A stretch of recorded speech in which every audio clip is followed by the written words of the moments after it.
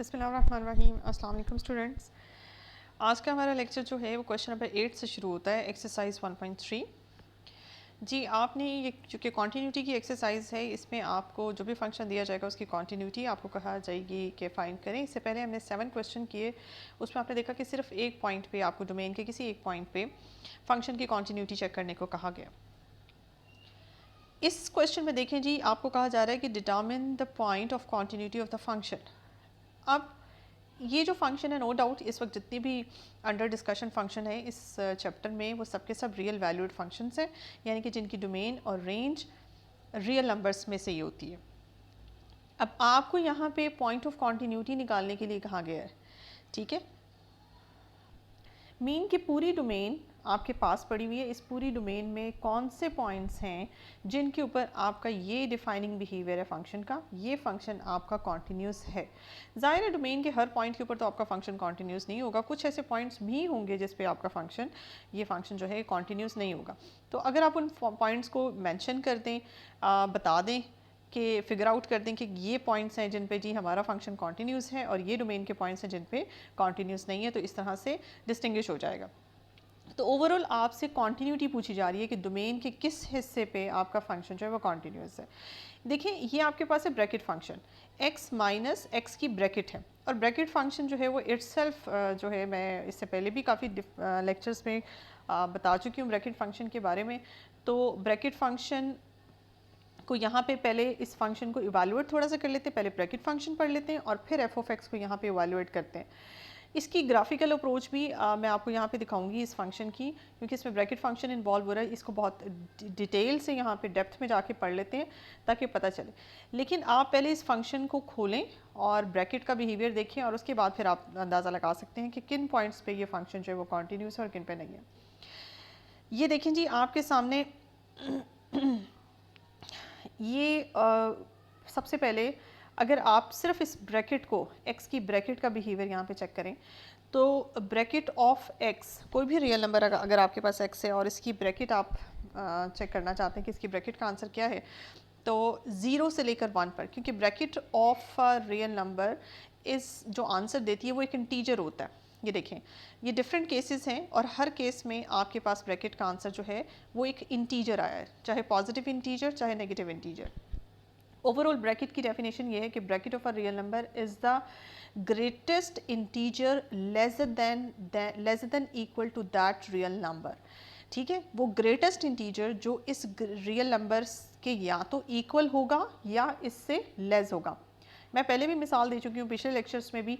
मिसाल के तौर पे अगर आपका ये रियल नंबर एक इंटीजर है तो इसकी ब्रैकेट का आंसर एक इंटीजर ही खुलेगा, यही इंटीजर आएगा, क्योंकि ब्रैकेट फंक्शन का आंसर हमेशा इंटीजर होता है। अगर ये रियल नंबर इंटीजर है तो फिर इसकी ब्रैकेट का आंसर ये खुद होगा। लेकिन अगर ये रियल नंबर इंटीजर नहीं है, जैसे कि 2.1 है, तो 2.1 का आंसर भी एक इंटीजर ही आएगा। लेकिन कौन सा integer? The integer which is lesser than that this real number. Immediate जो लेस होगा, इमीडिएट लेस, वैसे तो 2.1 से less real numbers, less integers जो हैं वो 1 भी है, 2 भी है, 0 भी है, लेकिन जो इमीडिएट इससे लेस होगा वो इसका आंसर होगा। यानी कि वो जितने भी लेस हैं, 0, 1, 2, -1, -3 and so on, -2 and so on, उन सब में जो सबसे ग्रेटेस्ट होगा और इससे लेस होगा, यानी कि इसका इमीडिएट लेसर इंटीजर जो है वो इसका आंसर होगा। ठीक है, होप सो कि यहाँ पे आपको ये चीज़ क्लियर होगी। अगर आपने मजीद ब्रैकेट फंक्शन के जो है वो डिटेल से पढ़ना है तो मेरे उन लेक्चर्स को देखें जिसमें मैंने ब्रैकेट फंक्शन को बहुत डिटेल से बताया है। इस वीडियो की डिस्क्रिप्शन में मैं ब्रैकेट फंक्शन से रिलेटेड जो वीडियोस हैं उनके लिंक्स शेयर कर दूंगी डिस्क्रिप्शन में, तो आप वो लिंक्स देख के ब्रैकेट फंक्शन को मज़ीद समझ सकते हैं। अच्छा जी, यहाँ पे ब्रैकेट फंक्शन क्या है कि अगर तो देखिए 0 से 1 इंटरवल, पूरी रियल लाइन के ऊपर ब्रैकेट फंक्शन का बिहेवियर अलग होता है। अगर तो आपका रियल नंबर 0 से 1 के दरमियान है या 0 है तो आपकी ब्रैकेट फंक्शन का आंसर जो है वो 0 आता है, क्योंकि 0 से 1 के दरमियान, 0 से 1 तक कोई भी वैल्यू हो जाए, अगर तो 0 है तो फिर आंसर 0 ही होगा ब्रैकेट का। लेकिन 0 से 1 जितने भी नंबर है 0 पॉइंट समथिंग है, तो उनका जो आंसर निकला है वो सब रियल नंबर्स हैं, यानी कि आपके पास डेसिमल नंबर्स हैं। डेसिमल नंबर्स की ब्रैकेट का आंसर तो निकलता है इंटीजर, और वो integer that is immediate lesser than those real numbers. तो ये जितने भी रियल नंबर्स 1 और 0 के दरमियान हैं, इनका जो इमीडिएट लेस रियल नंबर है इंटीजर है वो ज़ीरो ही बनता है। तो यहाँ से लेकर इस इंटरवल में 0 से शुरू होकर 1 के दरमियान तक जितने भी रियल नंबर्स हैं उन सब की ब्रैकेट का आंसर 0 खुलता है। बिल्कुल यही टेक्निक अप्लाई करें 1 से 2 के रियल नंबर्स के ऊपर, उसकी ब्रैकेट का आंसर 1 खुलता है। 2 से 3 तक के जितने रियल नंबर्स हैं उन सब की ब्रैकेट का आंसर 2 खुलता है। और इसी तरह से 0 से -1 के दरमियान जितने रियल नंबर्स हैं उनकी ब्रैकेट का आंसर -1, -1 से -2 के दरमियान जितने रियल नंबर्स हैं और -2 तक उन सब की ब्रैकेट का आंसर -2 है। अब साथ ही साथ अपने फंक्शन का बिहेवियर भी देख लेते हैं। ये देखें जी, अगर आपका रियल नंबर जो है 0 और 1 के दरमियान है तो ब्रैकेट का आंसर खुलता है 0। अब जब ब्रैकेट ऑफ x 0 बनती है तो f ऑफ x का बिहेवियर देख लें। f ऑफ x बनता है आपके पास x माइनस ब्रैकेट की जगह हमने ये वैल्यू लगाई, इस इंटरवल के ऊपर आपका f ऑफ x जो आंसर दे रहा है वो x दे रहा है। इस इंटरवल के ऊपर ये वैल्यू इंसर्ट करने से f ऑफ x का आंसर जो है आपके पास x माइनस 1 बन रहा है। 2 से 3 के इंटरवल पे आपके पास f ऑफ x का आंसर x माइनस 2 बन रहा है। इस इंटरवल पे x प्लस 1 और -1 से -2 के इंटरवल पे आपके पास x प्लस 2। ये देखें, आप ये देखें कि पूरी नंबर लाइन पे, ये तो मैंने चंद एक नंबर लाइन के चंद एक इंटरवल्स डिस्कस किए हैं, 1 2 3 4 5 इंटरवल्स डिस्कस किए हैं, वरना अदरवाइज आपकी नंबर लाइन जो है वो तो इन्फिनिट है, बहुत ज़्यादा उसमें इंटरवल्स बनते हैं। ये कुछ इंटरवल्स को यहाँ डिस्कस करने का मकसद और x की ब्रैकेट का यहाँ पे बिहेवियर बताना और फिर उसके करस्पॉन्डिंगली f ऑफ x का बिहेवियर यहाँ बताने का मकसद ये है कि आपका जो फंक्शन है वो आपकी नंबर लाइन के हर इंटरवल पे डिफरेंट बिहेवियर दे रहा है, डिफरेंट आंसर दे रहा है। ठीक है, अब ज़रा इसका ग्राफ देख लेते हैं कि इस फंक्शन का ग्राफ जो मैंने यहाँ पे इन इंटरवल्स के ऊपर इस फंक्शन का ग्राफ कैसे स्केच होता है। ग्राफ अगर आप यहाँ पे थोड़ा सा मेहनत करके ग्राफ बना लेंगे और इसको समझ लेंगे तो फिर आपके लिए इस फंक्शन की कॉन्टीन्यूटी, देखिए फंक्शन की कॉन्टीन्यूटी ग्राफ से भी बताई जा सकती है। जैसे मैं पहले भी डिस्कस कर चुकी हूँ कि फंक्शन की कॉन्टीन्यूटी से रिलेटेड अगर आप मेरे लेक्चर्स देखें तो बेसिकली इन जनरल कॉन्टीन्यूटी क्या होती है। जब आपने फॉर एग्जांपल किसी भी फंक्शन का ग्राफ प्लॉट किया, जब आप उसका ग्राफ प्लॉट करते हैं तो ये देखिए, ये जो मैं प्लॉट कर रही हूँ ये बहुत ही स्मूथली चल रही है, मेरी पेंसिल बिल्कुल स्मूथली चल रही है और कहीं ब्रेक नहीं आया। लेकिन जहाँ कहीं आपकी पेंसिल को ब्रेक लेके आपकी कॉपी से उठना पड़ता है वो पॉइंट होता है जहाँ पे आपके फंक्शन की कॉन्टीन्यूटी ब्रेक हो जाती है। फॉर एग्जाम्पल जैसे ये एक फंक्शन है, ये उसका ग्राफ है। अब देखिए, आपने ये तो बड़ा स्मूथली ड्रॉ किया, उसके बाद आपने पेंसिल उठाई और फिर आप इस पॉइंट पे आए और फिर यहाँ से आपने ड्रॉ करना शुरू किया। यहाँ से लेकर यहाँ तक भी आपका फंक्शन जो है वो बहुत स्मूथ है, लेकिन कॉन्टीन्यूटी ब्रेक हुई है इस पॉइंट पे, क्योंकि इस पॉइंट पे आपको बहुत स्मूथली नहीं आप गए, आपको यहाँ से उठ के इस पॉइंट पे आना पड़ा। ठीक है, तो ये जनरल हल्की फुल्की सी कॉन्टीन्यूटी का जो डिसकॉन्टीन्यूटी और कॉन्टीन्यूटी का जो एक्सप्रेशन है वो मैंने आपको बता दिया। लेकिन ग्राफ से भी आपको जब फिगर देख के ही फंक्शन के ग्राफ से पता चल सकता है कि आया हमारा इस फंक्शन का ग्राफ इस इंटरवल के ऊपर कॉन्टीन्यूस है कि नहीं है। ये देखें जी, ये अगर मैं आपको पूरा दिखाऊं, ये देखें 0 से 1 के इंटरवल पे आपने कहा कि f ऑफ x का आंसर x ही आता है, यानी कि 0 से 1 के इंटरवल, ये देखें जी 0 से, मैं अगर कलर चेंज कर लूँ, 0 से 1 के इंटरवल पे आपका जो ग्राफ है वो बिल्कुल स्मूथली है। f of x is equals to x है ना, आपका ग्राफ है f of x is equals to x, ये स्ट्रेट लाइन होती है। ठीक है, तो ये देखिए आपकी स्ट्रेट लाइन है, बिल्कुल स्ट्रेट लाइन है। ठीक, और ये स्ट्रेट लाइन जो है वो चूँकि आपकी वैल्यू 0 से 1 के दरमियान है तो इसलिए आपकी स्ट्रेट लाइन 0 से 1 के दरमियान बिल्कुल स्ट्रेट लाइन होगी। ये देखें 0 से 1 के दरमियान होगी।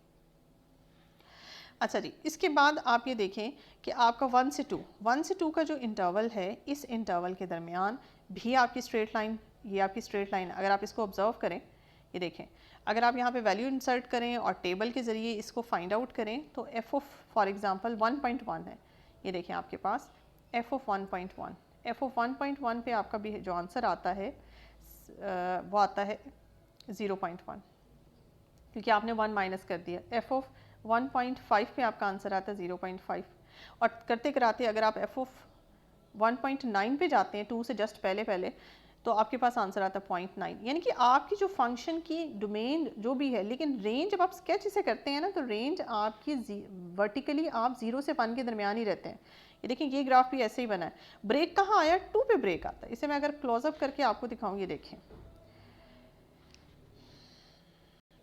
ये देखें 1, ये 0 से स्मूथ शुरू होके आपका ग्राफ यहाँ तक 1 से जस्ट पहले तक चलता है और 1 पे आके मैंने होल्ड डाला हुआ है। 1 पे आपको नीचे ड्रॉप आप हो जाते हैं, यहाँ से आपको पेंसिल इस स्टेज से उठानी पड़ती है और इस पॉइंट पे लानी पड़ती है। ये मैंने इन सर्कल इसको शेड किया हुआ है, यानी कि इसको जो है वो बोल्ड किया हुआ है 1 को, कि आपका 1 यहाँ स्केच होने के बजाय यहाँ स्केच होता है, तो आपको अपनी पेंसिल यहाँ से उठा के यहाँ लानी पड़ती है। तो जब आपकी पेंसिल उठती है तो इसका मतलब क्या है, इसका मतलब ये है कि आपका ग्राफ की कॉन्टीन्यूटी ब्रेक हो गई है इस पॉइंट पे। जब ग्राफ की कॉन्टीन्यूटी ब्रेक होती है तो वो स्मूथ, यानी कि स्मूथनेस आपकी डिस्टर्ब होती है। तो अगर तो ये स्मूथली चलता जाए तो फिर तो नहीं, लेकिन इस पे होल आ जाता है, आपको यहाँ से उठ के यहाँ आना पड़ता है। तो देखिए हर इंटीजर पे 1 पे भी आपकी कॉन्टीन्यूटी ब्रेक हुई, 2 पे भी आपकी कॉन्टीन्यूटी ब्रेक हुई क्योंकि आप उठ के नीचे आए, यहाँ पे 3 पे भी आपकी कॉन्टीन्यूटी ब्रेक हुई, आप यहाँ आ जाते हैं, 4 पे भी होती है। इसी तरह से मैंने थोड़ा सा आपको छोटा सा टेबल बना के दिखाया। इसी तरह से 0 पे कॉन्टीन्यूटी ब्रेक होती है, आपको नीचे आना पड़ता है। ये देखिए जी, आपकी 0 पे भी कॉन्टीन्यूटी ब्रेक हुई, आपकी 1 पे कॉन्टीन्यूटी -1 पे ब्रेक हुई, यहाँ होल है, यहाँ होल है कि आपको -1 -2 पे नीचे आना पड़ता है, -3 पे नीचे आना पड़ता है, इसी तरह से। तो ये आपने देखा कि आपका ग्राफ बिल्कुल स्मूथ रहता है दो इंटीजर्स के दरमियान। दो इंटीजर्स के दरमियान जो इंटरवल होता है उस पर आपका ग्राफ बिल्कुल स्मूथ रहता है, जबकि इंटीजर्स पे कॉन्टीन्यूटी ब्रेक करती है, चाहे वो पॉजिटिव इंटीजर्स हो चाहे नेगेटिव इंटीजर्स हो। तो अब इसको समराइज आप कैसे करेंगे, ये देखिए जी, it can be observe from the graph that the continuity graph of the graph breaks at the integers. अब ये देखिए प्रैक्टिकली क्या है जी, प्रैक्टिकली है आपके पास 1 पे फॉर एग्जांपल, ये तो मैंने वर्ड्स में कह दिया और मैंने ग्राफ स्केच करके दिया, लेकिन अगर मिसाल के तौर पे किसी इंटीजर पे सिंबॉलिकली जैसे 1 है, 1 is a representation of any positive integer. 1 पे इसकी ज़रा कॉन्टीन्यूटी चेक करें, ये देखिए 1 की लेफ़्ट लिमिट, 1 पे राइट लिमिट। 1 की लेफ़्ट लिमिट अगर हम करते हैं तो इसका मतलब ये है कि आपका x 1 से लेस है। अगर आपका x 1 से लेस है तो आप किस इंटरवल में फॉल कर रहे हो और कौन सा बिहेवियर इस्तेमाल होगा। ये देखेंगे जो मैंने फंक्शन का बिहेवियर लिखा है, यहाँ से आपको पता चलता है ये एक मल्टी वैल्यूड फंक्शन है। ये आपका यानी कि आपके इस फंक्शन के मल्टी बिहेवियर्स हैं और हर बिहेवियर जो है वो डिफरेंट है। इस मल्टी वैल्यूड फंक्शन में आपका अगर आप x अगर लेस देन 1 है तो पहला बिहेवियर इस्तेमाल होगा, अगर x ग्रेटर देन 1 है तो आप ये बिहेवियर इस्तेमाल करेंगे। तो देखते हैं कि हमने क्या बिहेवियर इस्तेमाल किए। ये देखिए लेस देन 1 पे मैंने f of x is equals to x वाला और ग्रेटर देन 1 पे f of x is equals to x - 1 वाला बिहेवियर इस्तेमाल किया। देखिए लेफ्ट लिमिट का आंसर 1, राइट लिमिट का आंसर 0। आपकी लिमिट ही ब्रेक कर जाती है, मतलब लिमिट ही एग्जिस्ट नहीं करती है। लिमिट एग्जिस्ट नहीं करती तो फिर कॉन्टीन्यूटी ऑटोमेटिकली फेल हो जाती है। ठीक है जी, तो कॉन्टीन्यूटी आपकी सिंबॉलिकली मैं आपको बता रही हूँ कि यहाँ पे आपकी कॉन्टीन्यूटी जो है वो एक इंटीजर पॉजिटिव इंटीजर पे नहीं है। सिमिलरली आप इस तरह से 2 के साथ कर सकते हैं, आप 3 पे चेक कर सकते हैं। तो ये तो इन्फिनिट आपका है सिलसिला, तो ये सिंबॉलिकली मैंने आपको 1 पे करके दिखाई है। इसी तरह से अगर आप चाहते हैं तो आप 0 पे भी चेक कर लें, बिकॉज एक पॉजिटिव इंटीजर को सिंबॉलिकली ले लें, एक नेगेटिव इंटीजर ले लें और एक 0 ले लें, तो आप इन तीनों पे करके देख सकते हैं। इसी तरह से आपके पास सिमिलरली कोई भी पॉजिटिव इंटीजर हो सकता है। प्रैक्टिकली आप x इज इक्वल्स टू -1 पे देख लें। ये देखिए जी, -1 के लेफ्ट पे आपका जो बिहेवियर लगेगा वो x+2 वाला लगेगा और -1 के राइट पे x+1 वाला लगेगा। इसको चेक भी कर लेते हैं। ये देखिए जी, ये आपके पास बिहेवियर ऑफ द फंक्शंस पड़े हुए। जब आप -1 से ग्रेटर है तो x+1, -1 से लेस है तो x+2 वाला बिहेवियर लगेगा। तो ये देखें जी, हमने यहाँ पे इस्तेमाल किया है -1 से लेस यानी कि लेफ़्ट पे ये वाला बिहेवियर और -1 के राइट पे ये वाला बिहेवियर। तो देखिए लेफ़्ट और राइट लिमिट का आंसर मैच नहीं कर रहा, लिमिट एग्जिस्ट नहीं करती। इसके बाद 0 पे भी चेक कर लेते हैं। 0 के लेफ़्ट पे 0 के राइट पे दोनों बिहेवियर्स अलग अलग हैं।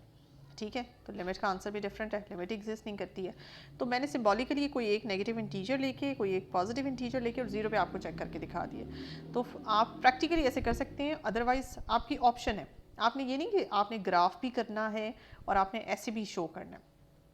या तो आप ग्राफ से रिप्रेजेंट कर दें, शो कर दें, बड़ी अच्छी बात है, आपको कुछ करना नहीं पड़ेगा। आपको सिर्फ वर्ड्स में 2-4 लाइनें लिखनी पड़ेंगी कि ग्राफ बनाने के बाद as we can observe from the graph that at integers at integral values the continuity of the graph breaks up। ठीक है।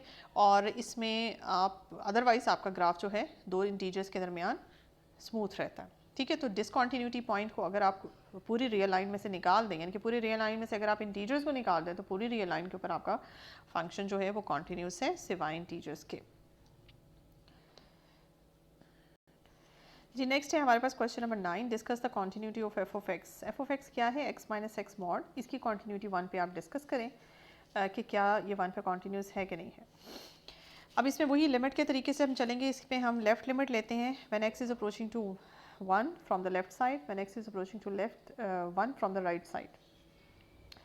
वही फंक्शन आपने सिंगल वैल्यूड फंक्शन है, मतलब सिंगल बिहेवियर फंक्शन है, वही फंक्शन पुट किया।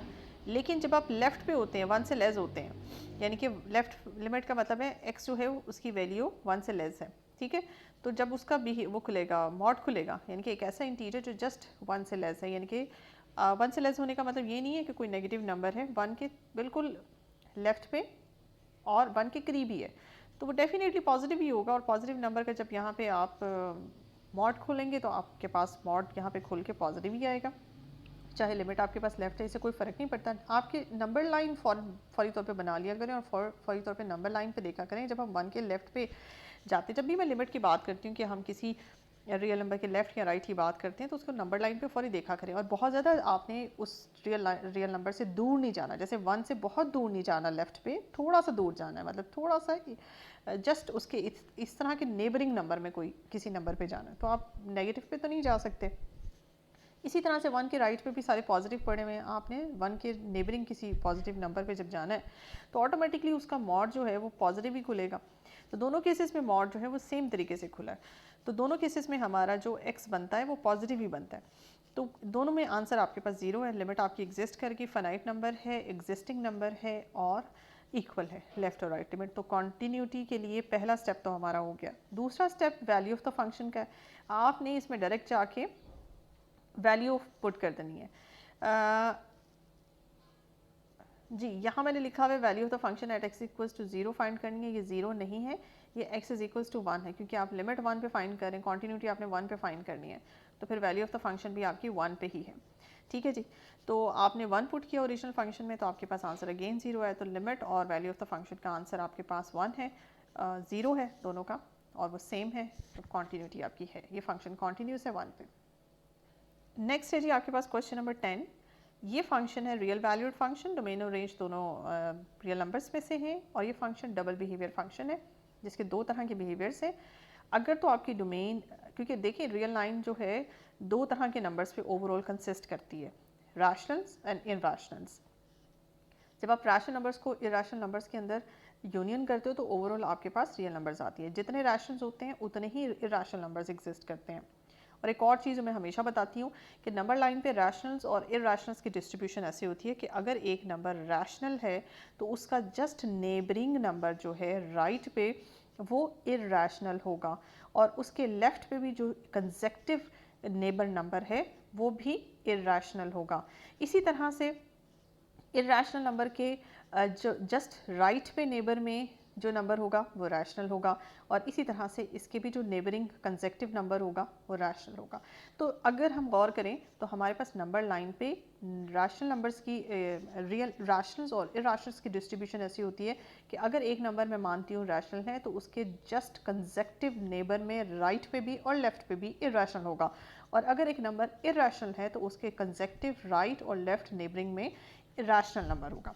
देखिए अगर आप के पास एक नंबर है 1 जो है वो एक रैशनल नंबर है, 1 का नेबरिंग नंबर राइट पे और लेफ्ट पे मैं नहीं बता सकती हूँ, क्योंकि अगर आप कहते हैं कि 1 के राइट पे 1.1 है तो 1.1 और 1 के दरमियान भी बहुत ज़्यादा गैप है, जैसे 1.1 और 1 के दरमियान 1.01 है, तो ये भी नेबरिंग नहीं है, इन दोनों के दरमियान 1.001 आता है।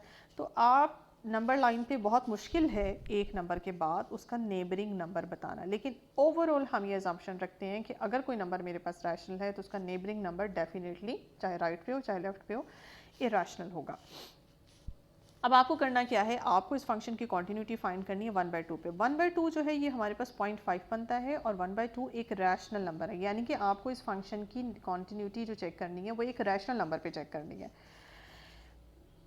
ये देखिए इसके लिए आपको करना क्या पड़ेगा, आपको राइट लिमिट और लेफ़्ट लिमिट का काम करना पड़ेगा। ये देखें आप 1/2 पे लेफ़्ट लिमिट और 1/2 पे राइट लिमिट आप फाइंड आउट करेंगे।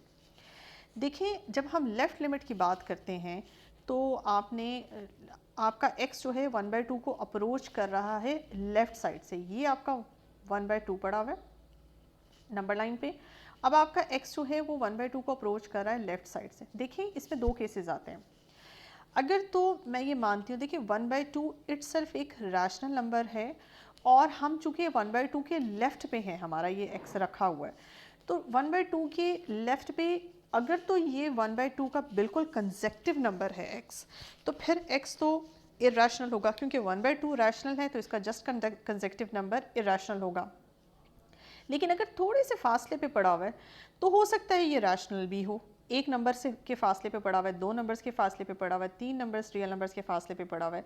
इसका फासला जो है वो डिपेंड करता है। अब यहाँ दो केसेस आते हैं, हो सकता है कि आपका ये x जो है 1/2 के लेफ़्ट पे तो है लेकिन इसका कंसेक्टिव है, और हो सकता है कि 1/2 के लेफ़्ट पे कंसेक्टिव ना हो, एक दो रियल नंबर्स के फासले पे पड़ा हो, अप्रॉक्सीमेटली अप्रोचिंग टू 1/2 ही हो।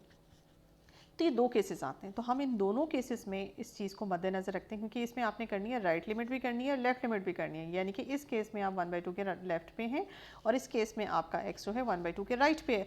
अगर तो आप ये कंसिडर कर रहे हैं कि x 1/2 के का कंसेक्टिव लेफ़्ट है और यहाँ कंसेक्टिव लेफ़्ट राइट है, तो फिर x को हम मानेंगे कि x इर्रेशनल है। और यहाँ पे फंक्शन के चूँकि मैंने बिहेवियर इंसर्ट करने हैं तो मुझे पता होना चाहिए कि ये रैशनल है, x 1/2 को अप्रोच कर रहा है बीइंग अ रैशनल नंबर, ये बीइंग अ इर्रेशनल नंबर। तो पहला केस मैंने ये कंसिडर कर लिया कि for example x left side से भी और राइट साइड से भी 1/2 को अप्रोच कर रहा है बीइंग अ इर्रेशनल नंबर। ठीक है, तो उसमें आप ये वाला बिहेवियर लगा देंगे। ठीक है, x वाला जब इरेशनल है ये वाला बिहेवियर लगाएंगे तो इसमें आप लिमिट पुट करें तो आपके पास दोनों लिमिट्स के आंसर जो है वो 1/2 आते हैं। ठीक है, लेफ्ट लिमिट का भी आंसर 1/2, राइट लिमिट का भी आंसर 1/2, और हमारा जो है वो एग्जिस्ट करता है, लिमिट एग्जिस्ट करती है और फाइनाइट है, तो इसलिए फंक्शन की लिमिट 1/2 पे एग्जिस्ट करती है। अब दूसरा केस ले लेते हैं। ये देखें जी, शायद मैंने यहाँ दूसरा केस नहीं किया। ये देखें दूसरा केस वैसे ही कंसिडर कर लेते हैं। अब ये तो वो केस है जिसमें आप समझ रहे हैं कि x 1/2 के चाहे लेफ़्ट पे पड़ा हुआ है चाहे राइट पे पड़ा हुआ है, चाहे कंसेक्टिव ना भी हो, क्योंकि ज़रूरी नहीं कि 1/2 के जस्ट कंसेक्टिव नंबर ही रैशनल है, 1/2 के कंसेक्टिव नंबर ही इरेशनल है, 1/2 के राइट पे बहुत से इन्फिनिट इरेशनल पड़े हुए हैं।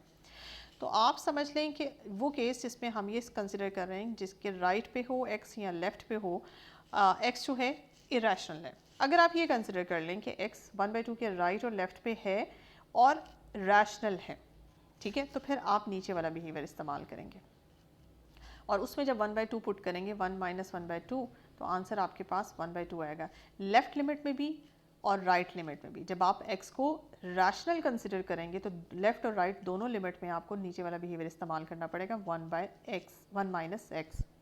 तो दोनों उस केस में भी आपके पास लेफ़्ट राइट लिमिट सेम आती है। अच्छा, अब तीसरा केस बनता है। तीसरा केस मैंने यहाँ लिखा तो नहीं हुआ लेकिन मैं आपको वैसे ही समझा देती हूँ।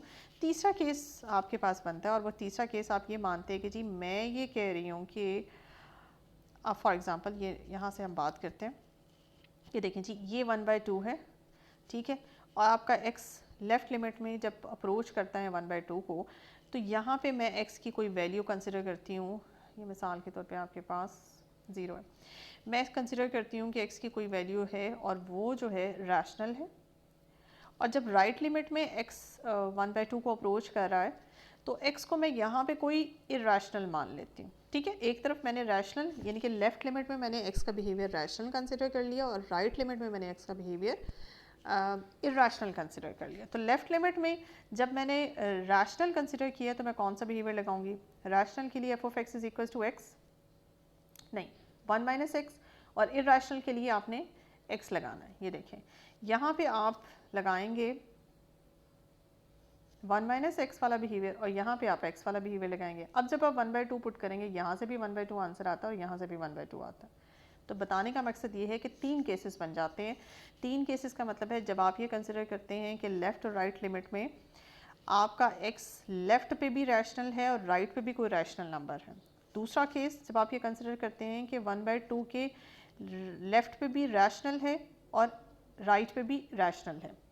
और तीसरा केस जब आप किसी एक तरफ लेफ़्ट लिमिट में या राइट लिमिट में x को कंसिडर करते हैं कि 1/2 के लेफ़्ट में या राइट पे रैशनल है, अगर लेफ़्ट पे रैशनल है तो राइट पे इरेशनल है, और अगर लेफ़्ट पे इरेशनल है तो राइट पे रैशनल है। ठीक है, यानी कि ऑपोजिट बिहेवियर भी अगर आप इस्तेमाल करें, सेम बिहेवियर भी लेके चलें तो भी लिमिट एग्जिस्ट करती है, ऑपोजिट बिहेवियर इस्तेमाल करें तो भी लिमिट एग्जिस्ट करती है। यानी कि तीनों केसेस में आपके फंक्शन की लिमिट जो है वो एग्जिस्ट करती है। और वैल्यू ऑफ द फंक्शन क्या है जी? 1/2 पे वैल्यू ऑफ द फंक्शन क्या आती है? 1/2 चूँकि एक रैशनल नंबर है तो बिहेवियर आपका 1/, ये इस्तेमाल होगा 1 - x वाला, यहाँ से भी 1/2 आता है। तो वैल्यू ऑफ द फंक्शन और लिमिट ऑफ द फंक्शन हर हाल में, हर केस में आपकी यहाँ पे सेम रहती है, जिसकी वजह से आपका फंक्शन जो है 1/2 पे कॉन्टीन्यूस है। जी नेक्स्ट है आपके पास क्वेश्चन नंबर 11। ये आपका फंक्शन है जिसकी डोमेन 0 से 1, ओपन क्लोज्ड इंटरवल है, रेंज रियल नंबर्स में से कोई भी हो सकती है, कोई भी सेट, और फंक्शन का बिहेवियर है ये, यानी कि जो भी आप डोमेन में एलिमेंट डालेंगे, रियल नंबर डालेंगे, उसका रेसिप्रोकल करना है आपने ये शो करना है कि ये फंक्शन इस पूरी डोमेन के ऊपर कॉन्टीन्यूस है। और इसके बाद आपने एक और चीज़ शो करनी है कि क्या जो आपकी एफ ऑफ एक्स तो रेंज है, रेंज का जो सेट है क्या वो बाउंडेड सेट है? इसी इंटरवल पे जो रेंज आपकी बनती है क्या वो एक बाउंडेड रेंज है? इसको एक्सप्लेन करें। सेकेंड वाला पोर्शन तो बाद में देखते हैं, लेकिन पहले कॉन्टीन्यूटी वाला काम कर लेते हैं। कॉन्टीन्यूटी देखिए, हमें अभी तक सिर्फ एक पॉइंट पे हम कॉन्टीन्यूटी करते हैं, अब आपने पूरी इंटरवल पे करनी है। इंटरवल के अंदर इन्फिनिट नंबर्स होते हैं, इन्फिनिट रियल नंबर्स। तो आपने ऐसा जर्नल तरीका इख्तियार करना है कि जिससे आपके पूरे रियल नंबर्स की इंटरप्रिटेशन हो जाए। ये देखें जी, आपने इसमें क्या किया है, we have to check the continuity of F of x at the whole interval. That's why आप लेट करें इसमें से कोई एक आर्बिट्रेरी रियल नंबर उठाएं, उस रियल नंबर को हम n कह देते हैं।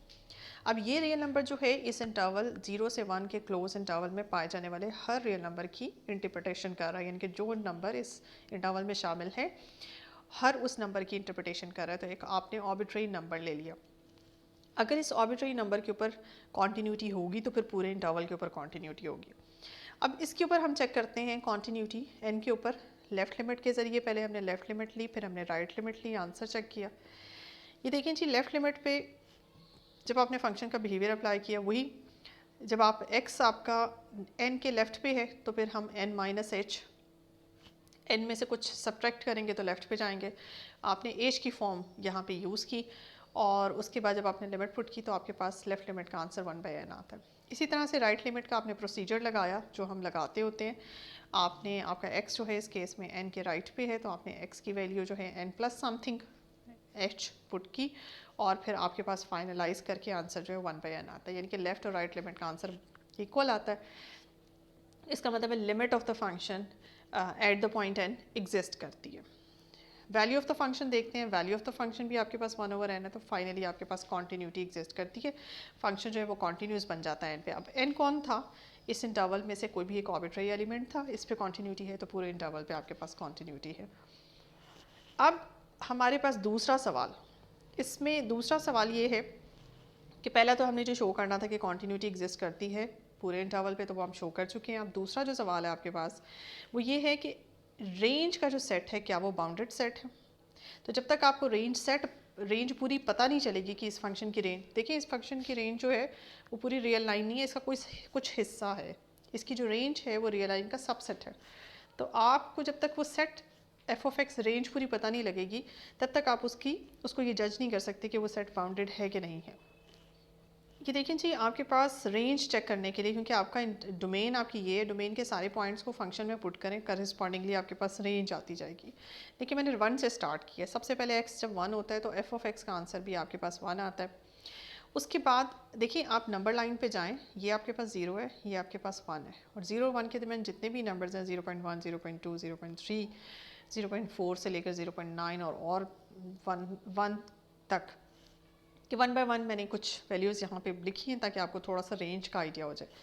फॉर एग्जांपल पहली वैल्यू है जी 0.01 जो 0 के राइट पे है, इसको जब आप फंक्शन में पुट करते हैं तो कि फंक्शन का बिहेवियर आपके पास, मैं यहाँ पे दोबारा लिख दूँ, एफ ऑफ एक्स जो है वो 1/x है, रेसिप्रोकल है, तो 0.01 का रेसिप्रोकल 100 आता है। इसी तरह एक और नंबर है 0.001, इसका रेसिप्रोकल आपके पास 1000 आता है। 0.0001 ये 10,000 आता है। फिर 0.5 पे आप बिहेवियर देखें 2 आता है, 0.7 पे 1.42, 0.9 पे 1.12। अगर आप थोड़ा सा इसको, ये देखिए मैंने हल्का सा यहाँ पे स्केच करने की कोशिश की है कि 1 पे आपके पास आंसर 1 आता है, यानी कि x जब 1 होता है तो y भी आपके पास 1 आता है, एक पॉइंट तो आपके पास ये बनता है। उसके बाद 0.5 पे ज़रा देखते हैं, 0.5 पे 2 आंसर आता है, ये देखिए ये 2 है, ये 0.5 है, इस पे ये 2 बन रहा है। उसके बाद आप ये देखें कि आपके पास 0.7 पे 1.42 आप नीचे आ रहे हैं, 1.42 यहाँ करके कोई पॉइंट बनता है 0.7 पे, यानी कि आप नेक्स्ट ये देखें कि 0.01, यानी कि जितने ये डेसिमल में छोटा नंबर है, यानी कि जितना आप ज़ीरो के क्लोज़ होते जाते हैं, ये देखें ये ज़ीरो के क्लोज़ होते गए, पहले ये नंबर, फिर ये ज़ीरो के और क्लोज़ है, ये मज़ीद क्लोज़ है, यानी कि आप ज़ीरो के जितना क्लोज़ होते जा रहे हैं आपका नंबर एफ ऑफ एक्स उतना बढ़ता जा रहा है। ये देखें 0.001 जो बहुत ही ज़ीरो के क्लोज़ होगा, उस पर आपके पास आंसर आता है 1000, तो 1000 कितना ऊपर होगा, तो आपका ग्राफ जो है ये तकरीबन कुछ इस तरह करके बनता है कि ज़ीरो पे अप्रॉक्सीमेटली, ज़ाहिर है जब आप ज़ीरो पुट करेंगे आपके पास एफ ऑफ एक्स जो है वो 1/x है। ज़ीरो अव्वल तो डोमेन में है ही नहीं क्योंकि ज़ीरो पे इन्फिनिटी आ जाता है आंसर, तो ये आपका ग्राफ जो है ना यूं करके स्मूथली बनता है, लेकिन ज़ीरो के करीब ये इन्फिनिटी की तरफ जा रहा होता है, बहुत बड़ी वैल्यूज़ देता है, तो ये स्मूथ ग्राफ है। और यहाँ पे आप इसका बिहेवियर भी चेक कर सकते हैं। अगर आप इसकी रेंज चेक करें, यानी कि वर्टिकली इसको देखें, तो इसका मिनिमम जो वैल्यू है वो 1 है और मैक्सिमम वैल्यू तो 10,000, और फिर ये जितना आप यहाँ पे जितने ज़्यादा ज़ीरो इंसर्ट करते जाएंगे, जितने ज़ीरो के क्लोज होते जाएंगे, उतना रेंज का आंसर बड़ा आता जाएगा।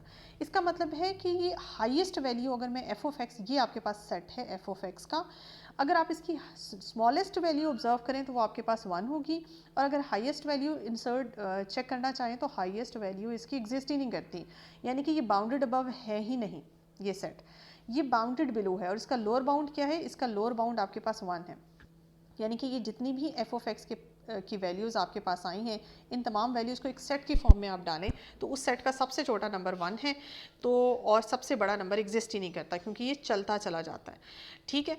और इसका मतलब है ये अपर साइड से कोई ऐसा नंबर आपको नहीं मिलता जो इस सेट की तमाम वैल्यूज़ से सबसे ग्रेटेस्ट हो, ये स्टॉप ही नहीं हो रहा, लेकिन लोअर साइड से आपको सबसे छोटा नंबर मिल जाता है जो इस सेट का सबसे छोटा, वो 1 है, तो ये सेट बाउंडेड बिलो है, बाउंडेड अबव नहीं है।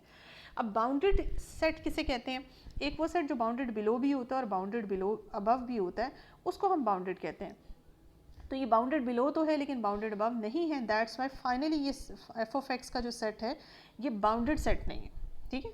तो बाउंडेड बिलो तो है लेकिन बाउंडेड अबव नहीं है, यही कहा गया कि आप बताएं कि ये बाउंडेड है कि नहीं है और इसको एक्सप्लेन करें। तो ये देखिए मैंने आपको बहुत डिटेल में बता दिया कि इसका अपर बाउंड एग्जिस्ट नहीं करता, अलबत्ता इसका लोअर बाउंड एग्जिस्ट करता है, ये बाउंडेड बिलो है और लोअर बाउंड इसका 1 है।